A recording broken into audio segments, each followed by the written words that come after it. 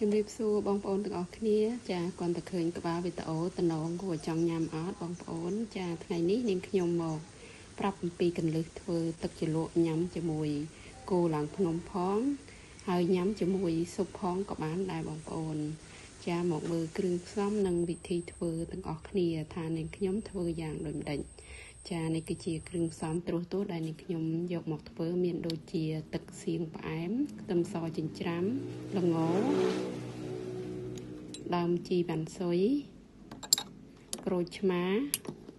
ខ្ទឹមក្រហមចិញ្ច្រាំទឹកដោះគោខាប់ទឹកតៅហ៊ូនិងទឹកចំនួន1កែវផងដែរចាឥឡូវនេះយើងចាប់ផ្ដើមលីងល្ងឲ្យឡើងពណ៌ក្រហមមានក្លិនឈ្ងុយសិនបន្ទាប់ពីល្ងយើងមានក្លិនឈ្ងុយមានពណ៌ពណ៌កន្លះហើយយើងលើកទុកមួយឡែកឥឡូវនេះខ្ញុំចាប់ផ្ដើមចាក់ទឹកតៅហ៊ូចូលដើម្បីលាយគ្រឿងជាមួយគ្នាមុននឹងយើងយកទៅធ្វើទឹកជ្រលក់បងប្អូននាងខ្ញុំប្រើ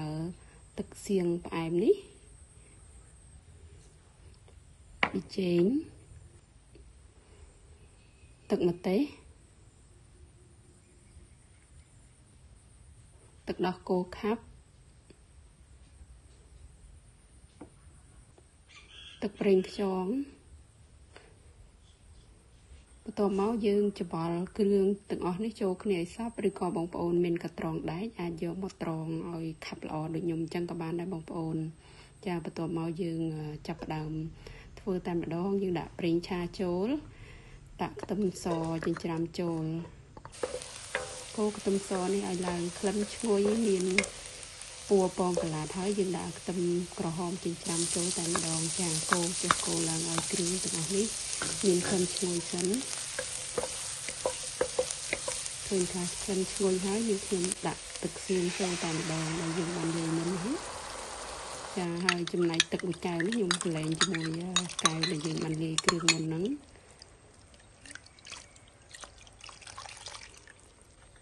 ចាកូរចូលគ្នាឲ្យសព្វអញ្ចឹងទៅបន្ទាប់ពីទឹក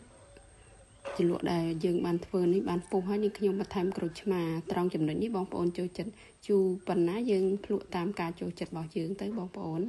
ចាបន្ទាប់ពីនាងខ្ញុំធ្វើការភ្លក់ហើយថាត្រូវចិត្តដែលនាងខ្ញុំចង់បានហើយនាងខ្ញុំបានដាក់ល្ងចូលតែម្ដងចាហើយបន្ទាប់មកយើងបិទភ្លើងហើយនាងខ្ញុំដាក់ដើមជីវ៉ាន់ស៊ុយចូលចាបើយើងទុកទឹកជ្រលក់នេះឲ្យតែចុះត្រជាក់សិនណាបងប្អូនបន្ទាប់ពីចុះត្រជាក់ហើយនាងខ្ញុំយកកែវមួយដែលលាងស្អាតអត់មានជាតិទឹកយើងយកមកដាក់ទឹកជ្រលក់យើងចាហើយយើងរក្សាទុកក្នុងទូទឹកកកបានយូរបងប្អូនអើយមកអាទិត្យ2អាទិត្យទៅ1ខែអីក៏អត់ខូចដែរចាឲ្យតែយើងយកកែវស្អាតហើយដាក់ក្នុងទូទឹកកកហើយយើងទឹកជ្រលក់នេះឲ្យចុះត្រជាក់សិនមុននឹងយើងច្រកដាក់កែវចំណេញណាបងប្អូនយើងធ្វើទឹកជ្រលក់នេះទុកយើងចង់ធ្វើសាច់គោឡើងភ្នំឬក៏ចង់ធ្វើស៊ុបអី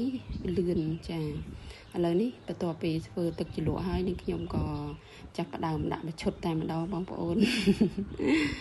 ចាធ្វើគោឡើងភ្នំញ៉ាំចា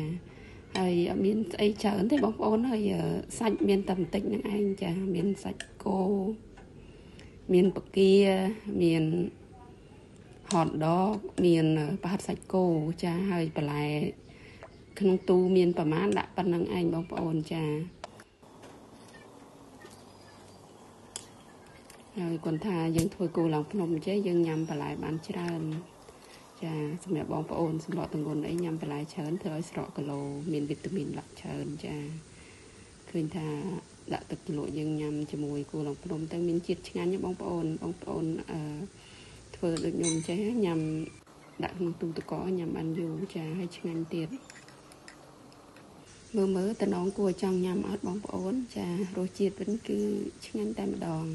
បងមានភ្ញៀវមកលេងផ្ទះអីមានទឹកជ្រលក់នេះស្រាប់នៅក្នុងទូ